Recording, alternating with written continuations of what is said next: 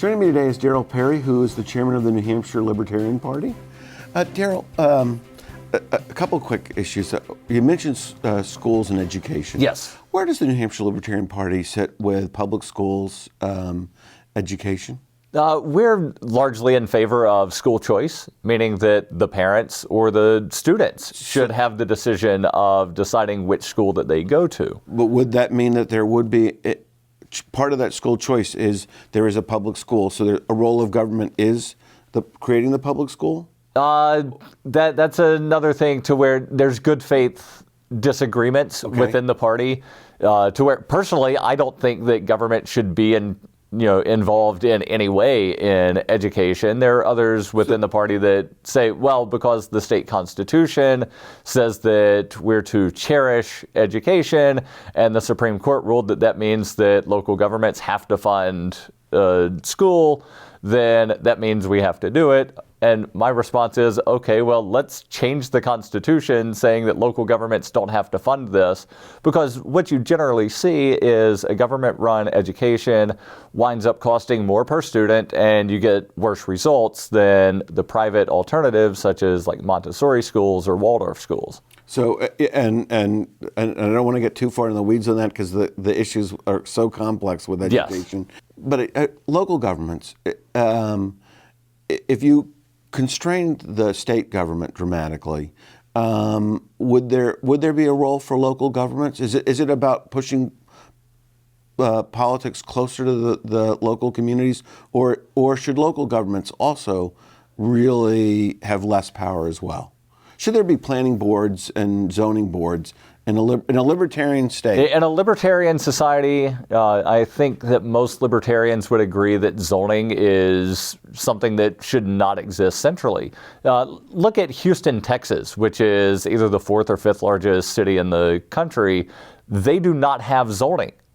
And when you tell that to people in New Hampshire, they're like, what? How could a city exist without zoning? Well, there are like a dozen municipalities in New Hampshire that don't. They have very few zoning regulations. They have some, but you're right. Houston has very few zoning ordinances. There's some things about proximity to schools. Right, but it's officially not zoning. It's some other regulation. It's laissez-faire. Yeah, a lot through deed restrictions. If you could do one thing in the next legislative session, what would that be as a party? I would love to see fair and equitable ballot access laws be instituted, to where instead of having one set of rules for what's classified as a qualified party and one set of rules for everybody else, all candidates should have the same path to the ballot. There are several states that have things very similar, and Vermont allows any party that is quote unquote organized onto the ballot. And they don't have this flooded ballot thing that our Secretary of State worries about. And so So let me hear if I understand this correctly. The Libertarian Party can't put on a fleet of. Well, we actually can now, because we did qualify as an official party last year. But unless we get 4% of the vote for governor, we lose that qualification. And so you're saying is whether you get 1% or 10% or 100%. Right?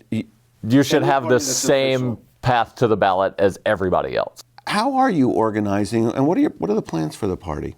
Well, the upcoming annual convention, March 18th, will wind up going back over the party constitution, party bylaws, adopt a new party platform, new officers.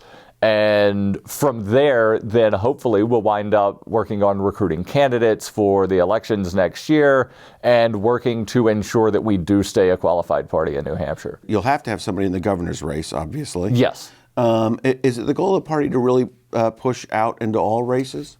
Yes, we've already recruited about 24 candidates for state rep and state senate races, plus Congress. And is there a primary system through the Libertarian?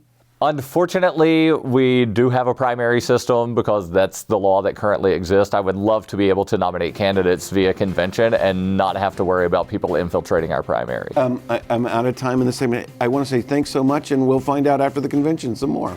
Yes. And thank you for joining us for this edition of Capital Connections, your weekly access to politics and policy along the I-89 and I-91 corridors and how it impacts your life in our region. If you've got an idea for a future show, please send me an email. And remember, join us again at the same time next week for another edition of Capital Connections.